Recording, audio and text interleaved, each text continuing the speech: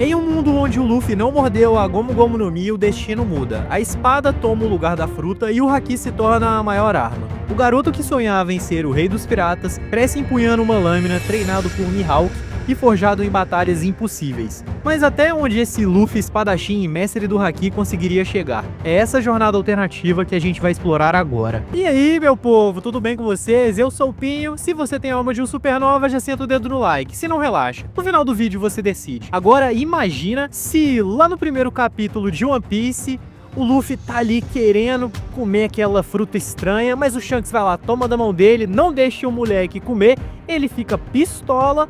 Mas aí o Shanks e o Luke Rocks, eles acabam convencendo o Luffy a não comer Akuma no Mi e explicam pra ele que seria bem ruim porque ele não poderia nadar, e aí começa a nossa jornada. Só que convencer o Luffy não é uma tarefa simples, ele tenta roubar a fruta várias e várias vezes, como qualquer moleque teimoso faria. Então o Shanks propõe um trato. Se ele desistir de comer a fruta, receberá um treinamento de espadachim. E aí o destino do Luffy muda completamente. Ele adora a ideia, fica empolgado e já quer logo pegar uma espada para poder treinar. Mesmo que isso possa ser perder um dedo do pé, talvez. Mas o Shanks obviamente entende que ele é uma criança e não dá uma lâmina de verdade pro moleque. O moleque começa com uma espada de madeira e no máximo uma adaga pequena. Durante os anos seguintes, sempre que Shanks retorna à ilha, encontra o Luffy ansioso para mostrar novos golpes e truques com a espada. E claro que o sonho de se tornar o rei dos piratas não vai ficar de lado. Na verdade, apenas uma outra ambição é somada aqui, porque o Luffy deseja superar até o próprio Shanks.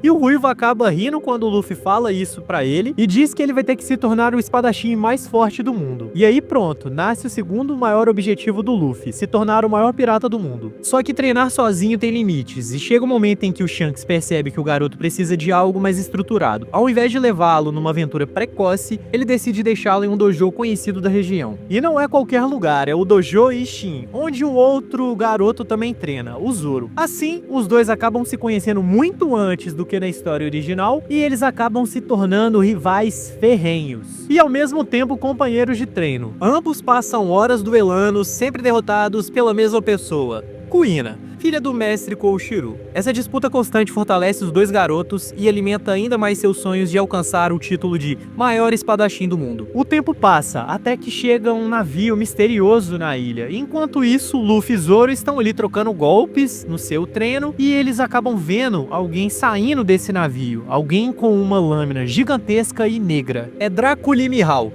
o espadachim mais forte do planeta. Os garotos, é claro, querem desafiá-lo imediatamente, mas Kuina o segura antes que cometam uma burrice maior. O Luffy consegue escapar, ele acaba pegando uma katana do dojo e avança de encontro ao Mihawk, mas o Mihawk só pega uma pequena lâmina para que o garoto ao menos tente. O resultado é óbvio, em poucos instantes Luffy voa pelos ares derrotado sem esforço. Ainda assim o garoto insiste, levantando-se para atacar novamente até ser apagado por um segundo golpe. O Mihawk até dá algumas risadas, mas fica impressionado com a determinação do garoto, mas segue na sua conversa com Koushiro. Enquanto isso, os jovens ficam completamente fascinados com a lâmina Yoru. Quando o navio do Mihawk parte, todos voltam ao treino. Só tem um detalhe, o Luffy não tá mais lá. Onde ele foi parar? Logo descobrimos que o garoto, em um impulso típico, se amarrou com uma corda ao navio do próprio Mihawk, arrastado como um passageiro clandestino, lembrando as loucuras do Oden em sua juventude. Chegando ao convés, o Luffy encara o Mihawk e insiste para que o treine, para que possa superá-lo um dia. O Mihawk ainda fica com o pé atrás, mas aí ele propõe um desafio. O Luffy vai ficar preso numa corda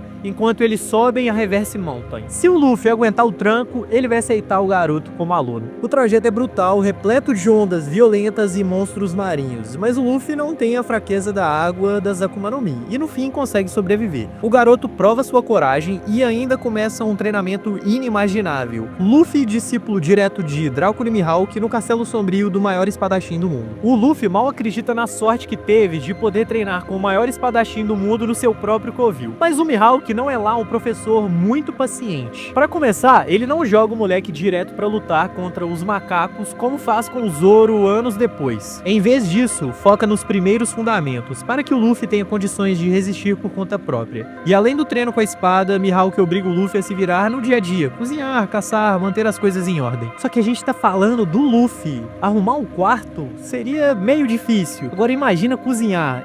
Provavelmente a comida ficaria intragável. Se fosse depender dele para arrumar o castelo, essa ilha aí ela já era. Ainda assim, com todo esse ritmo forçado, o Luffy começa a se fortalecer em todos os sentidos, não apenas no combate. Depois de alguns anos, o progresso é absurdo. Ele já domina técnicas de espada muito acima da média e até começa a despertar os primeiros sinais de Haki, tanto a armadura quanto da observação. E para alguém que é tão jovem, isso já é um salto gigantesco. E então que o Mihawk decide levá-lo para um combate real. Enquanto ele derrota o capitão, ele deixa o Luffy cuidar dos subordinados um pouco mais fracos. Luffy derrota todos, mas sem cortar ninguém. Ele usa o dorso da lâmina para nocautear os adversários. E o Mihawk fica furioso. Para ele, um espadachim que não corta os seus inimigos nunca será um verdadeiro mestre. O Mihawk acaba insistindo pro Luffy matar quem ele derrotou, mas o Luffy ainda é muito fiel à sua essência. Então o Mihawk acaba encerrando o treinamento ali mesmo. Ou o garoto ele aprende a usar sua espada como deve ser usada, ou é fim de papo. Ir embora parte o coração do Luffy, e Mihawk foi o professor mais rigoroso e importante que ele já teve, mas o garoto prefere seguir a sua convicção. Antes de deixá-lo, Mihawk até cogita entregá-lo a Shanks ou a outro pirata confiável, mas o Luffy acaba voltando sozinho pro reino de Goa. E de volta à sua terra natal, o Luffy não ia demorar muito para encontrar Ace e Sabo. Ele se junta aos dois, mas diferente da história original, ele provavelmente seria muito mais forte que os dois e que talvez os dois juntos. Aquele quadro de vitórias e derrotas seria completamente diferente. O Luffy não só venceria, como provavelmente dominaria a disputa. Os três acabam formando laços muito fortes, se tornando irmãos, mas o Sabo acaba morrendo, como na história original, e acaba restando só Ace e Luffy. E aqui surge outra grande mudança. Quando o Ace decide zarpar para construir sua própria tripulação, o Luffy não fica para trás. Aos 14 anos, já treinado por Mihawk com poder suficiente para encarar piratas de verdade, ele acompanha o Ace pelo mar. A partir daí, a gente segue a história do próprio Ace, com naufrágios, visitas em Sabaody, Ilha dos Homens Peixe, até em um ano. E a partir daqui, o Luffy acaba tomando uma decisão diferente. Ele está fascinado pela cultura da espada e não consegue resistir. Mesmo tendo de se separar do irmão, ele decide ficar em um ano para treinar. O problema é que a ilha está sob o domínio do Kaido e os verdadeiros samurais foram caçados, presos ou mortos. Ainda assim, o Luffy encontra gente disposta a ensiná-lo. E nas terras pobres, como a Vila Ebisu, o Luffy acaba formando vários laços com os moradores de lá e com alguns ex-guerreiros. E vendo o povo passando fome, ele lembra da sua essência e acaba roubando algum carregamento de comida. O resultado é inevitável. O Kaido desce pessoalmente para lidar com um moleque insolente e, mesmo com todo o treino e o haki básico, o Luffy de 15 anos não passa de um inseto diante de um Yonkou, sendo esmagado em segundos. Porém, durante essa luta, algo desperta no moleque, o haki do Conquistador, e isso acaba chamando muita atenção do Kaido, que decide prendê-lo. Luffy luta com tudo, mas ainda se recusa a cortar de verdade. Jack, com a sua pele grossa de mamute, não sofre quase nada. O resultado é trágico. Ryoguro e vários prisioneiros se sacrificam para garantir a fuga do moleque. Desesperado e completamente destruído por dentro, o Luffy acaba entendendo aquele ensinamento do seu professor Mihawk. Ele entende que tem momentos em que ele vai precisar usar a lâmina e momentos que não. E a partir daí, ele jura que vai usá-la quando for necessário. Com esse peso no coração, o Luffy deixa o Wano. Aos 17 anos, inicia sua jornada pirata por conta própria, retornando a Reverse Mountain. O sonho de ser rei dos piratas e o desejo de ser o maior espadachim do mundo agora ganham um caminho lado a lado. Agora, de volta ao ponto inicial da Grand Line, o Luffy tem uma dúvida que não dá pra ignorar. E os futuros tripulantes? Ele pulou o arco de East Blue inteiro. O Zoro, que antes seria o seu imediato, agora é um rival declarado na corrida pelo título de espadachim supremo. Restam algumas outras peças da tripulação. Eis que o destino coloca Nami no seu caminho. E ela vê que é um cara muito poderoso, muito forte, mas ela ainda tá naquela coisa de buscar mapas, tesouros, mas percebendo que ele é muito forte, aceita ficar junto dele. Mas tem uma condição, ele precisa derrotar o Arlong e libertar a sua vila. E pro Luffy atual essa exigência é fichinha, sem uma Akuma no Mi, mas com um haki avançado e domínio da espada refinado, o tubarão e os seus homens representam um perigo irrelevante. E rapidinho o Luffy acaba com o Arlong e aí a Nami aceita de corpo e alma participar dessa tripulação. Então a gente vai pro próximo passo, Alabasta, e aí que a Robin entra na equação. O Luffy acaba derrotando o Crocodile muito mais por querer lutar contra um Shichibukai do que pela sua conexão com a Vivi. O confronto não tem mistério. Com o haki e cortes certeiros, o Luffy desmonta a areia do Crocodile como se não fosse nada. E quem aparece logo depois, fascinada pela força dele? A Robin, é claro. E diferente da versão original, aqui o Luffy não hesita em deixá-la se aproximar. A Robin sempre teve um faro muito bom para aliados muito poderosos. E o Luffy, entendendo a sua importância e relevância, aceita ela na tripulação. Assim, o bando ele fica realmente muito reduzido, mas bem consistente, com Luffy, Nami e Robin. Com o trio desse porte, o próximo passo lógico é um navio de verdade. E onde se consegue um? Em Water 7.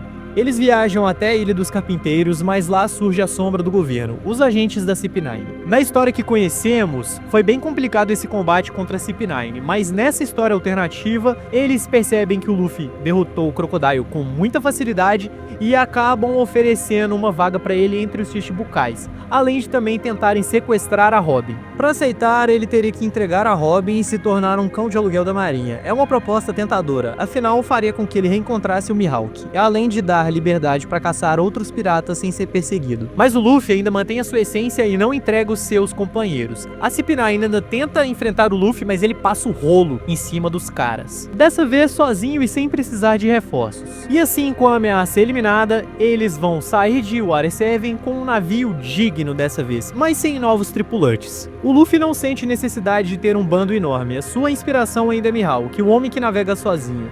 E depois de Water 7 ainda teria o arco de Thriller Bark. Só que nessa nossa história, o Gekomori ele não representa nada, então seria muito fácil enfrentá-lo. Só que aí tem um detalhe muito triste, porque não teria aquela cena lendária do Zoro recebendo toda a dor do Luffy e falando que não era nada. Assim, a próxima parada realmente marcante acaba sendo Sabaody. Aqui, o Luffy encontra ninguém menos do que Silvers Rayleigh, o antigo braço direito do Roger. Rayleigh já ouviu histórias sobre o garoto por meio de Shanks e, intrigado, ele se aproxima. Mesmo que não aconteça aquele incidente do leilão, eles ainda têm uma certa conexão e acabam tendo algumas conversas sobre o Roger, sobre o futuro, e aí o Rayleigh decide preparar o navio do Luffy para poder atravessar o mar. Mas antes que isso aconteça, uma notícia sacode o mundo: Ace será executado. O Luffy não pensa duas vezes, seu destino agora é Marineford. E a guerra na base da marinha vira um confronto muito interessante, porque aqui seria Luffy contra Mihawk, contra o seu mestre. Mesmo estando bem forte, bem poderoso, ele ainda tá um nível abaixo do seu mestre. Mesmo assim, ele mostra várias técnicas de espada bem avançada e também de haki. O problema é que sem um bando numeroso e sem a ajuda de aliados de Impel Down, ele não consegue avançar o bastante para salvar o Ace.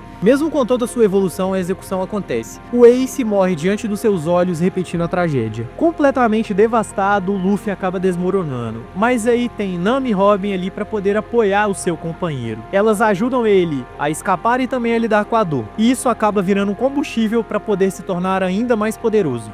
Decidido, o Luffy aceita treinar com Rayleigh. A diferença é que agora não se trata apenas de aprender o básico. Ele já tem um haki avançado, então o foco é levar a sua espada e o seu haki a níveis extremos. 2 anos se passam e o Luffy retorna, e o mundo não tá preparado para ele. Ele tem um salto de poder completamente absurdo. Se antes o Luffy já era um espadachim fora da curva, agora esquece. Ele tá muito mais forte. O treinamento com Rayleigh elevou o seu haki ao máximo e a sua espada se tornou uma extensão do próprio corpo. Ele é quase uma mistura improvável de Roger e Mihawk. E os primeiros inimigos são bem fáceis de derrotar. Caesar Claw, muito fácil. Hold Jones nem se fala, e até o Dom Flamingo seria vencido num ritmo bem acelerado. O que mais impressiona é que, enquanto outros ainda lutam para despertar o haki do Conquistador, o Luffy já é capaz de revestir os seus golpes com ele de maneira avançada. Só que aí tem um detalhe muito interessante. Durante a sua jornada, o Luffy acaba encontrando seu rival, o Zoro. E diferente da história original, ele não é um subordinado, e sim capitão da sua própria tripulação.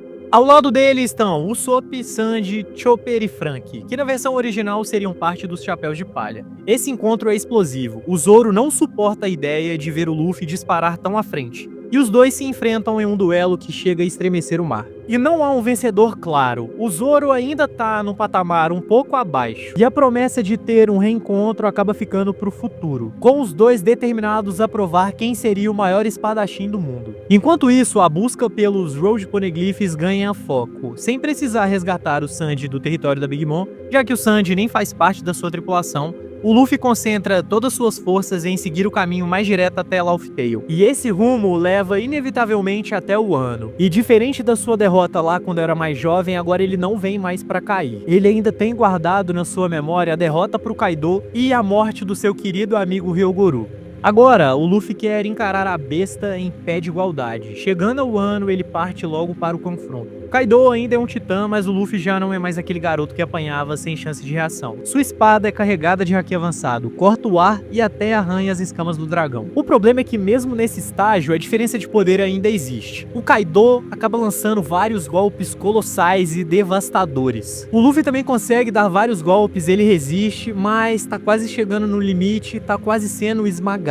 O destino parecia selado, até que surge uma silhueta, alguém que acaba bloqueando o que seria o golpe final. Zoro, o rival, não suportaria ver Kaido derrotar alguém que ele mesmo jurou superar. Assim, o Zoro entra na luta não para ajudar, mas para garantir que a disputa entre ele e Luffy não seja decidida por um terceiro. Os dois se unem em uma parceria temporária e juntos conseguem equilibrar a balança. E durante essa batalha, o Luffy acaba despertando o haki do Conquistador avançado e consegue imbuir a sua espada com essa energia colossal. Ele e Zoro juntos acabam derrotando o Kaido e destruindo completamente as correntes que prendiam o país de Wano, realizando o sonho dos samurais e apagando uma das sombras mais antigas daquela nação. A vitória marca mais que um triunfo militar, é a consagração do Luffy como alguém capaz de enfrentar monstros de nível Yonkou. E o mais interessante é que com isso ele não só se aproxima do título de Rei dos Piratas, mas também solidifica sua jornada como um espadachim digno de ser lembrado ao lado de Mihawk. Mas o destino ainda reserva várias provocações, e para poder realizar o seu sonho, ele precisaria derrotar Mihawk e Shanks, que não têm só uma habilidade exímio com as lâminas, mas também um refino muito bom em haki. Para superá-los, o Luffy precisará alcançar um novo patamar, talvez até além da espada.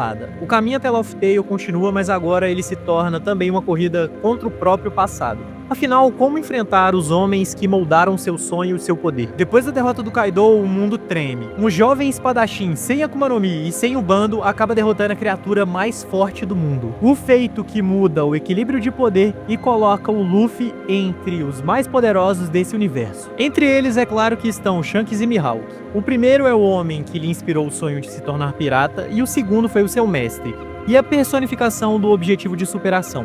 O Luffy sabe que não pode evitar esses confrontos. E para se tornar o Rei dos Piratas e o maior espadachim do mundo, ele vai precisar enfrentá-los frente a frente. Mas no Novo Mundo, existe uma jornada inevitável, que é a coleta dos Road Poneglyphs. Com a Nami e Robin ao seu lado, essa busca ganha uma outra dimensão. A Robin decifra cada pedra e a Nami guia a tripulação por mares traiçoeiros, fazendo do trio uma equipe pequena, mas letalmente eficiente. Enquanto isso, outros inimigos não ficam parados. O Barba Negra, por exemplo, continua na sua jornada em busca de se tornar o rei do mundo. E também enxerga que o Luffy seria um obstáculo bem perigoso. E diferente da história original, onde o Luffy era considerado alguém em ascensão, em crescimento, nessa nossa história ele já tá num patamar muito mais elevado. Isso obriga o Barba Negra a agir com mais cautela, mas também com mais crueldade. Os embates pelo caminho mostram Luffy cada vez mais versátil, sem os limites de uma Akuma no Mi. Seu estilo de luta é pura fusão de espada e haki. Ele corta sem encostar, repele ataques, derruba navios com muita facilidade e ainda tem um haki do Conquistador muito forte. É um Luffy que inspira e assusta ao mesmo tempo. Mas toda essa força não esconde uma fraqueza: a solidão relativa do seu grupo. Diferente dos Chapéus de Palha originais, que tinham uma diversidade de habilidades e companheirismo coletivo,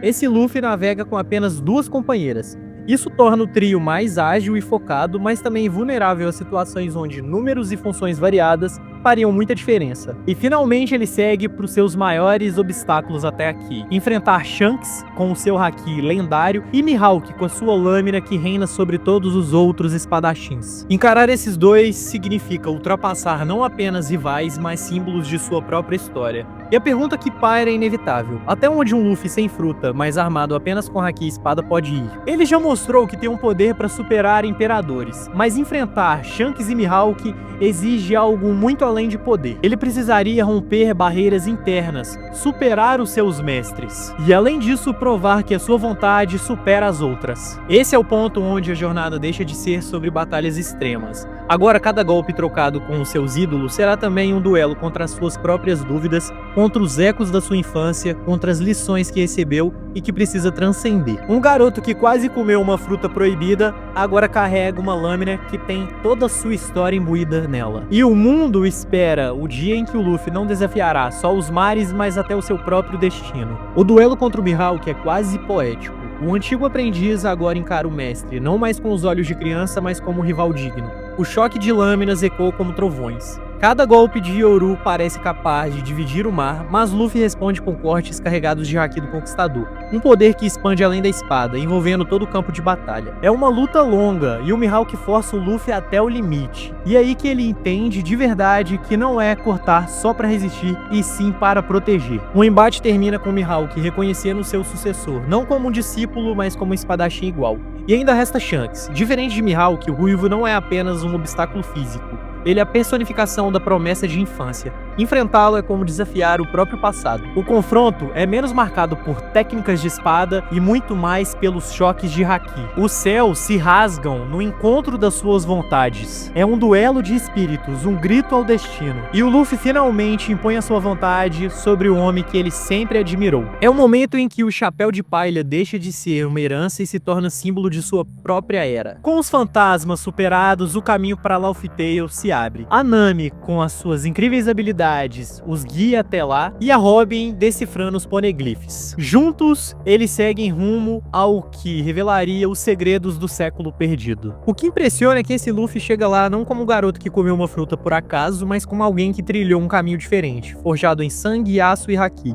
Ele é a prova de que não existe apenas uma forma de alcançar o topo. No fim, o mundo vê um garoto que se tornou o rei dos piratas e também o maior espadachim do mundo. Um garoto que recusou a mordida em uma fruta proibida e escolheu a espada. E com ela redesenhou as histórias dos mares. Sabe o que é mais engraçado? É pensar que na história original, quando o Luffy chega lá em Wano, ele até pega uma espada emprestada pra se passar por espadachim, mas na hora da luta contra o Hawkins ele usou a lâmina segurando a mão enquanto saía dando soco. Nada a ver com esse monstro espadachim que a gente acabou imaginando aqui. Agora imagina uma versão mais maluca. Se o Luffy não tivesse escolhido a espada, mas sim treinado o haki desde criança. É isso que a gente vê nesse vídeo aqui. Clica lá pra poder assistir. E se você acompanhou até aqui, não esquece de deixar o like pra fortalecer o canal, se inscrever para receber mais vídeos de One Piece e muito obrigado por assistir até aqui. Até o próximo vídeo.